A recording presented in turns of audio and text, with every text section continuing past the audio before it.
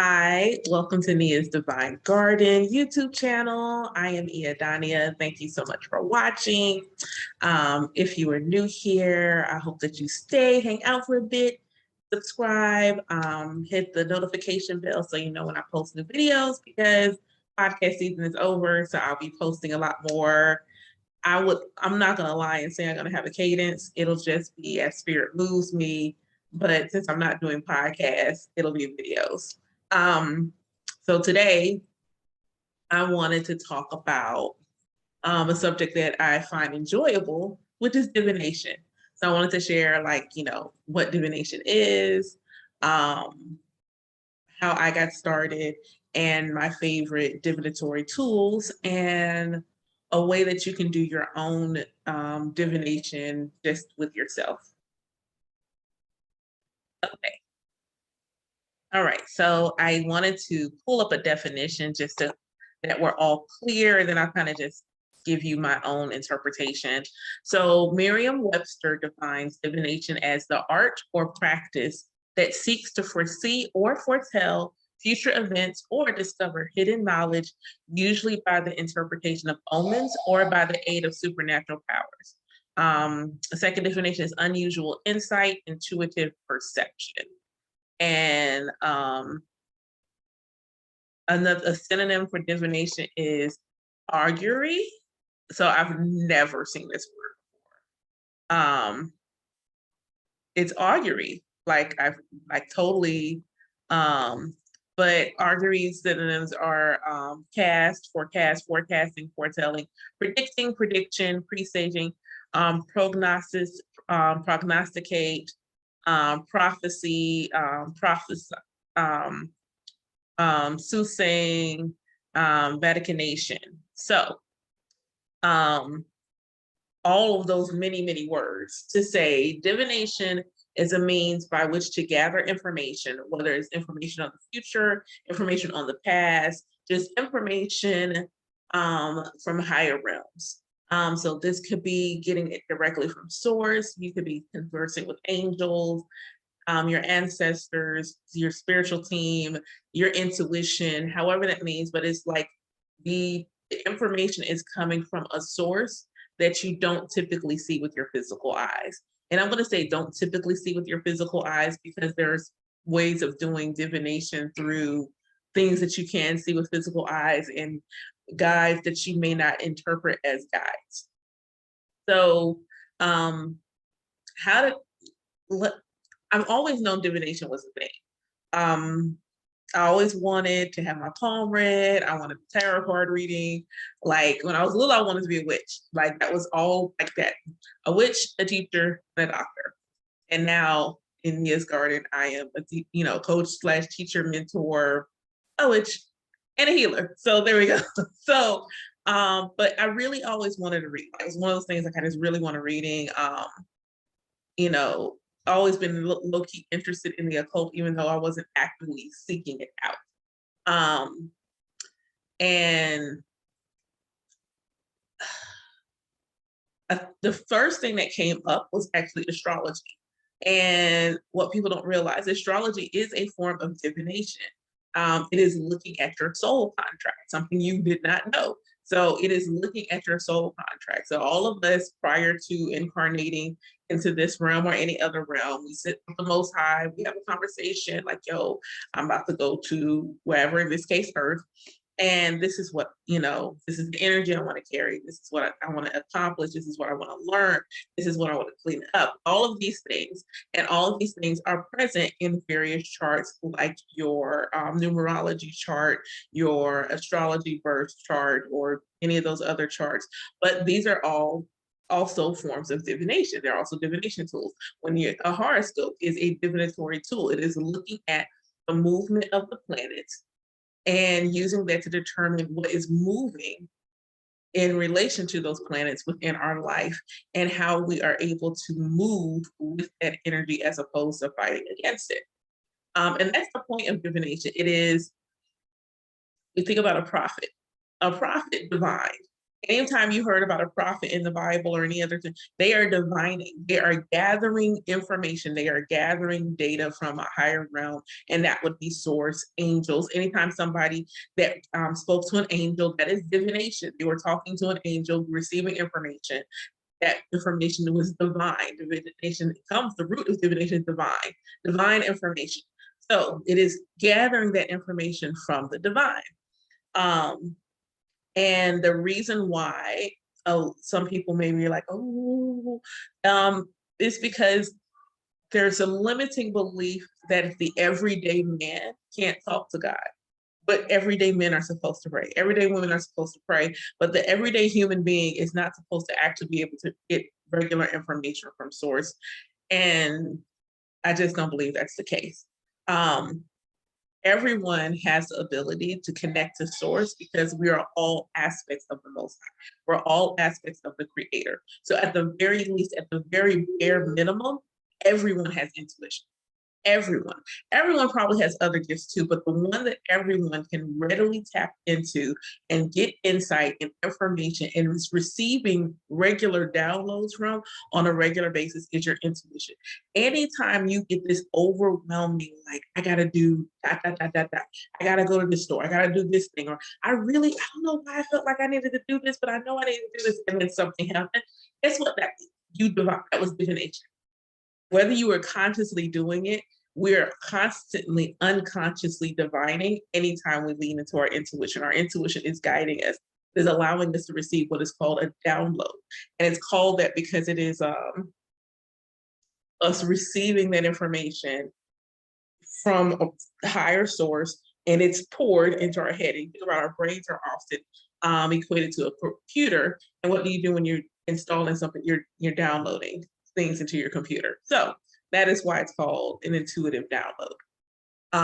Other ways of divination are bibliomancy. So for those of you who, I'm going to use the Bible as an example, anytime that you're feeling like, oh my gosh, I don't know what to do, I need guidance, I need support, and you go to your Bible and you flip it to a page, you are doing divination.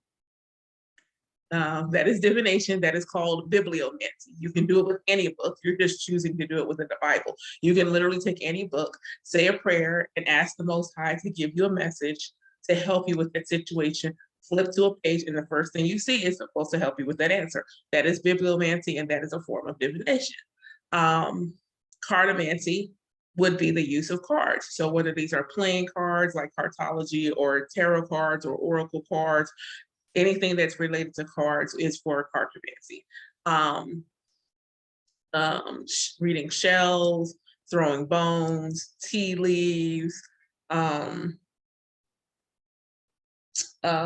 wind. There are some people who know like weather is coming, weather changing. They know what the weather's gonna look like because of the smell or the feel or the texture of the breeze coming through the air. That's a form of divination. Divination is always and always around us. It's always around us. It's always around us, whether you realize it or not. Divination, whether you're actively doing it or not, is simply getting divine information. When you have a dream and you wake up and that dream is like, yo, totally help me with this situation. That is clairvoyance. For those that don't know, clairvoyance is a divinatory skill. It's a psychic skill that's related to vision.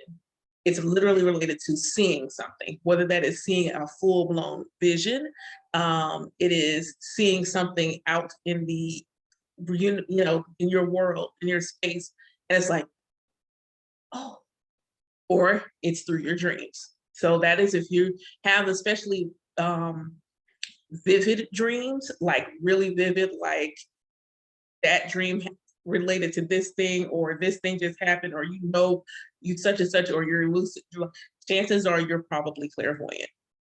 You're welcome. That is one that I carry. Water scrying is another form of divination, where you can either put something in the water or you can appear in the water and actually receive message. Numerology is a form of divination, because you can look forward, back, present, in all of these tools. Candle reading is a form of divination. Reading smoke is a form of divination. I Ching is a form of divination. In E5, we have the Okwele and the Ikin, our divinatory tools. There's just a lot. There's a lot of ways to divine information. There's a lot of ways to divine information. Sometimes, depending on your skill set and what you're comfortable with, you can divine like full messages. And then sometimes you can get like simple yes or no answers, which we'll talk about later. A way for you to get a yes or no answer on a regular basis. And you can use that to get even deeper with it, but you know, we can start with yes and no. For me, when my spiritual awakening happened, the first astrology definitely was the first. Like I went into astrology and it was just like nosedive. Like I was just all in. There was like, yeah, there were just like, oh my gosh, I missed you so much, astrology and numerology, because it was something I was interested in as a kid, but you know, not having the resources, I didn't know like that full breadth of what astrology had to offer until my awakening. I discovered like, you know, your moon and your rising sign aspects, draconic, progress charts. Like I didn't get all of that until the last couple of years. But once I got it, it was just like, and for my astrology folks that are like, why would I pick it up so fast? So I have an 8th house stellium. I'm an Aquarius sun. I'm an Aquarius Mercury. I'm an Aquarius Mars. I have a Pisces 9th house, which is where my South Node and my midheaven is. And I have a Gemini 12th house. So all of the places with occult that would be related to the occult, metaphysics, things like that, I have actual really strong energy in all of those placements. And Neptune is in my 6th house, the house of my day-to-day life. So it's Reiki, that's there too. So that's why I can pull the information the way that I can. I watched a video, shout out to Heather Astrology, Astrology with Heather channel on YouTube. And she did a webinar because I'm in her cosmic community. She did a webinar on psychic placements, and I have almost every one of them. If you look at my human design chart, I have almost all of those gates too. Just really, I know stuff. So astrology and numerology was just like nourishing, like water. Like I had been missing it and I had been like parched, and it was just like, oh my gosh, thank you, thank you, thank you. So, you know, checking out astrology videos, obviously pick a card videos will show up, like, you know, I've always wanted to read it. So I started watching pick a card videos. And initially I didn't realize how much of me was a part of that process. So when you watch a pick a card video, when they're like, you have to pick a card, and it's called pick a card, but it's really like picking a deck or a set of cards, depending on whether they dealt the cards, but you're picking a reading out. And it's collective. So there are multiple people picking out similar things. And this is also a great example of why that feeling that you're alone is never the case, because there's so many of us going through similar things. They're nuanced differently for our life, but we're going through similar journeys at the exact same time. And that's why pick a cards work. Pick a cards work because we're all on the same planet. So we also have the same astrological influences happening to us, whether you believe it or not. You know, God created all the energy up there. And if you think God created all the energy just to sit there and look pretty, okay, you know, it serves no, if you feel like it serves no purpose, it has no impact on us, and God just created it because it looked good, that's totally up to your discretion. But that, you know, we're all being influenced by energy around us. And because we're all on the same planet, we're all influenced by the energy, but in different ways. So I'm watching the pick of cards, and I was watching Shanetta's Divine Tarot is the first pick a card reader I watched on a regular basis. And I'm like, this heifer is stalking me. She's stalking me. Because when I say every reading felt like she was like peering into my life, you know, the song, you know, Shaka Khan and the Fugees, you know, strumming my pain with my fingers, singing my life with your words. Like that was where I was at. I almost sang it for y'all, but y'all, no, not. But that's why I was like, yo, like so many things were like so eerily accurate. It was hard to like ignore. And I don't really, one thing is a coincidence. A string of things is a pattern, that there's something to that. And so I was going through a lot around that same time, and sorry, this thing on my laptop was just bugging me. But I was going through a lot at the time, and I ended up having a weekend away. And for those of you who are moms of small children, you know, like being able to do that was just wow. So I had a weekend away, and I decided to make it a spiritual retreat. Going through an awakening, I really had a lot of questions about what was going on with me. So I just decided to go explore what spiritually called out. So I went to my first metaphysical shop, and I found this deck, and I was just like, but I didn't buy it. Went to another shop, found another deck. I'm like, didn't buy it. I end up at the park sitting by a pond, and I'm just like, you know, kind of meditate. I'm thinking, and it's just like it's in my head, like, why didn't you buy the deck? Why didn't you buy the deck? You should go back and get the deck. Deck is like $25. I'm also was working on lack mindset. $25. Oh, you should go buy it. And I'm like, so then it's like I'm an Aquarius, and so my spirituality, that's why I'm practically spiritual. My spirituality is definitely in harmony with my logical mind. So this is what comes. You're watching a pick card. Yes, this person that is setting up the cards and doing the reading is psychic and is gifted. But did it ever occur to you that you still have to pick the right deck? And I was just like, your intuition is guiding you to where it needs to be. Okay, sorry. But the it didn't dawn on me my intuition was involved. It really didn't dawn on me. Even though every pick of card said I was strongly intuitive, it didn't dawn on me this was a reflection of me being intuitive. So I went ahead and bought the decks. And it was just like astrology, numerology. It's like, oh my. And I want, like, there's a part of me that wants to take a tarot course, just simply to say I took a course, but it just came natural. It came absolutely natural. And everybody that's ever had a reading from me, you probably like, I didn't study. I did not. I got a general sense of the cards, and then everything else is like full intuition and download. That's it. And I didn't even realize how I was channeling at the time.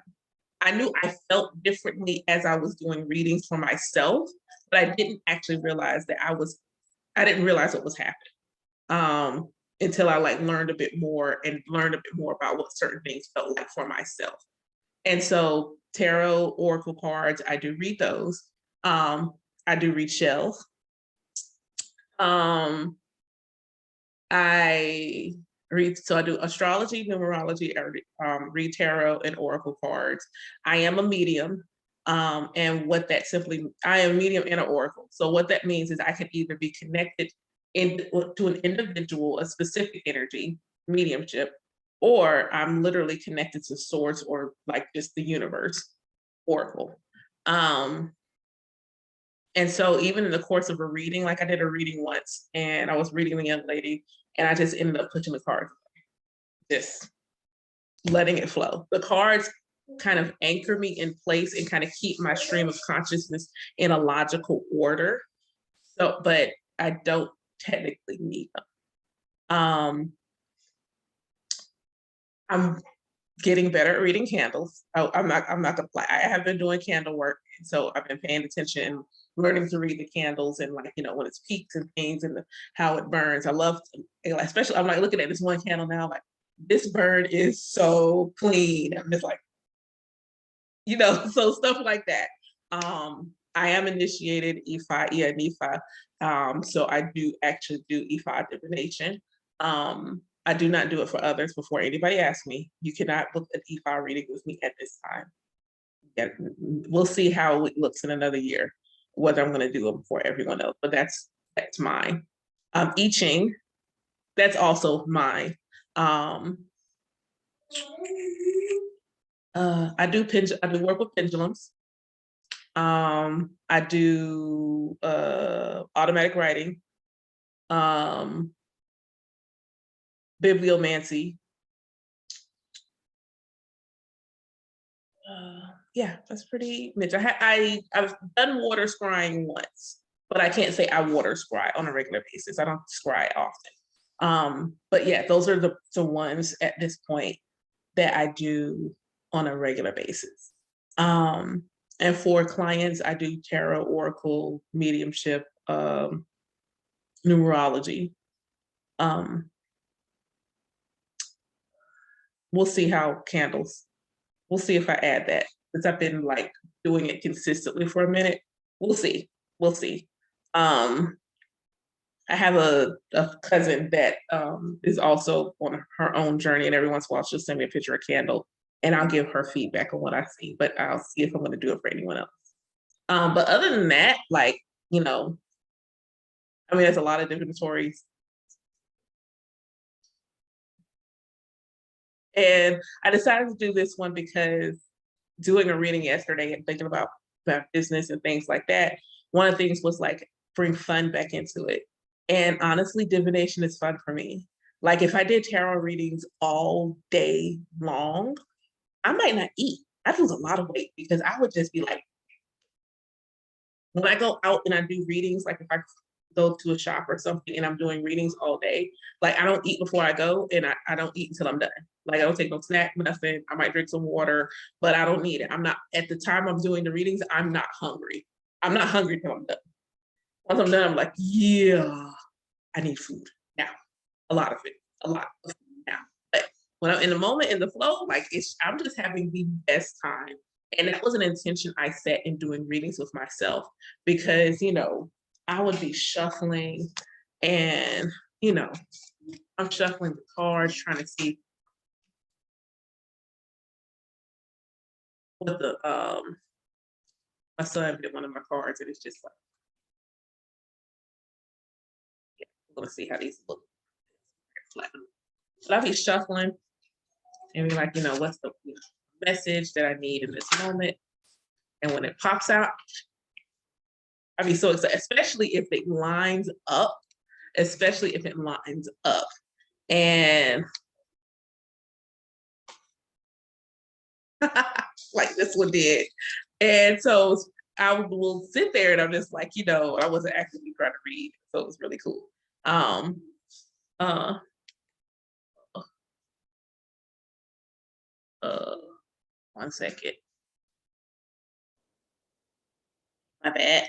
Um, so yeah, divination was just, it's fun. And it's one of those things where it's not that I have to do it every day. I do like something simple, like what my self-care is today. Um, I see, you know, what's the self-care for the day, and then I have to do some bibliomancy. So this is the Book of Light. Don't know if you can see it. There's the Book of Light, and these are channeled messages that the author received from Jesus. And I find it very helpful to get through my day. If I end up doing that, and let's say I have to do E5 divination that day, it almost always coincides. So I also think it's really cool because the divine can speak to you in multiple ways, but be getting the same message, or let's say maybe you only got a piece of the message and you can be receiving that additional insight from something else. And I think that's really dope. Ways, asking for a sign is also a form of divination. So you say, you know, you say a prayer and you're like, Lord, just, you know, give me a sign to let me know that such and such a thing is going on. And, you know, you are specific. Like that's the thing, being specific in how you want to receive that message. So can you give me that sign through a song? Can you give me that? I want to see, I told one of my clients to ask to see something really odd. And so she asked to see a pink pig. And somebody in her Facebook list had recently changed their profile picture to Miss Piggy. So, you know, you can do things like that. So before I wrap up, because I need to go do some things with my mom and get my son up from his nap, is your intuition. So this past week, I taught 3 people how to do this. And I want to give a shout out to the Heart Alchemist, because I actually learned this from her. And so the fact that I've been able to learn it and then reteach it and then have my clients be successful. So this is how to tell when your intuition is telling you yes and no. And you think about your intuition, all of us have a part of ourselves that is still directly with source, like sitting with the source, like they're still having tea and crumpets, whatever you want to feel like, still connected to source. That is called your higher self, your ori, however you want to see it, but it speaks to you through your intuition. And that aspect of yourself can see all of your timelines, all of your pathways, all of the many choices you can possibly make, and sees the choices that lead you most aligned to a path of ease onto your destiny. So it's always trying to guide you, always trying to help support you. And a lot of times you're unsure as whether it's just your intuition or your ego. Your ego is trying to protect you.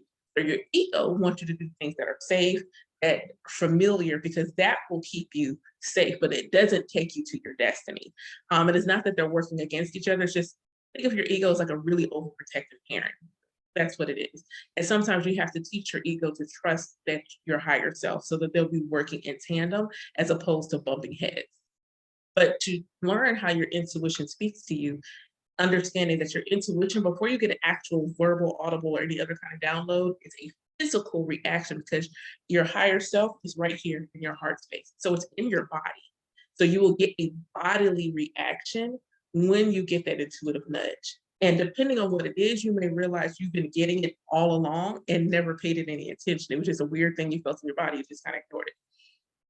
So in order to do this, one, you need to be, generally speaking, someplace quiet where you can be really grounded, really centered. You don't have to go on a full-blown meditation, but it is really good to be in a space where your head is clear, your mind is clear as much as possible. So I always suggest taking some grounding breaths, like deep, full belly, expansive, holding it at the top for at least a few seconds, and then breathing out through your mouth. And do a few of those until you feel like really, really, really, really relaxed in your body. It is important to have a full awareness of all aspects of your body and not judge what happens. No expectations and no judgment. Whatever happens, that's what it is. Whatever happens, that's what it is. So you sit there in this space, you take your deep grounding breaths, and then however you want to word this, but the way I did it when I first learned how to see what my intuition feels like in my body is I said, my higher self, I'm gonna say favorite self today because we don't use the higher self. We're favorite self now. So favorite self, I'm asking for your support in knowing how to interpret when you are connecting with me. Please show me what it feels like when you are telling me yes, and then you wait. And the very first thing you feel in your body, it doesn't matter what it is, it doesn't matter how weird, random, doesn't matter. That's it. So then you acknowledge it. You know, like, okay, I felt, and say it out loud, that helps. I felt such and such a thing, because you may subsequently feel it again. Then say, is that a yes? Feel it again. Then ask some questions you know the answer is yes to. You know, the sky blue, you know, what color your hair is, whatever that is, ask some yes or no questions, like at least 3, to feel like you've really gotten down what that yes is. Repeat that exact same process with no. So again, ask what it feels like when you're giving me a no and see what that feels like. I'm going to add an additional one in there because I did this exercise this morning with my future self. So your intuition speaks one way, but if it's an ancestor or guide, they may give that to you in a completely different way. So for those of you that work with your ancestors, things like that, and maybe want to get more solid what their yes and no feels like, ask them. But I asked my future self, what does it feel like when you're trying to tell me, don't you do that? What does that feel like? So I want to encourage you to do the same thing, because a no may feel one way, but the hey, stop, flag on the play, don't do this, may feel completely different. And being able to have that awareness can protect you. You may say, hey, don't go in that place, that it can protect you. So ask that. So then take that and then you use it every day. Every day. And don't use it for like life and death and oh my God, should I quit my job? Don't start there. That's not where you start. You don't start there. Where you start is little things. If you got to go to Walmart and you've got multiple Walmarts that you might go to, should I go to this Walmart? Wait, see if you get a guess. Should I go to this Walmart? Once you know which Walmart you should go to, boom, go to that Walmart. It doesn't matter why, you go to that Walmart. You never know why you need to be someplace. It could easily be that you are somebody whose energy simply brings light energy to a space. So go to that Walmart. Go, let it pick out. I often, if you listen to my videos, say I intuitively dress some days. Do that. But do little small things to build the relationship with you and your intuition. Start there. If you have a mindfulness practice in the morning where you meditate, you pray, and things of that nature, I would encourage you to give thanks to your higher self. And you could simply just say, simple, when you're saying your prayers in the morning, when you're giving gratitude to the Most High Creator, the universe, your ancestors, or make sure you're giving gratitude to your consciousness and your higher self, because that is what is with you all day, every day. That is your constant connection to the divine. That is your constant connection to source. It is that constant voice that's with you, supporting you on your journey outside of any other spiritual support that you have. That is the constant that is with you. And you should be grateful that in God's infinite wisdom, God may say, you've got this spiritual team, but this part of your team is always, always and forever with you. You may elevate, other aspects may not support you your whole journey because they're not meant to. But that part of you is always with you, and you should give gratitude for that. So ask your higher self for yes. Ask for no. Ask for, hey, when you say don't do that, ask what that feels like, and then put it to work. And then that way, when you really do need to get that concrete this is what's going on, and I'm really feeling like I need to do this. Is this what I need to do?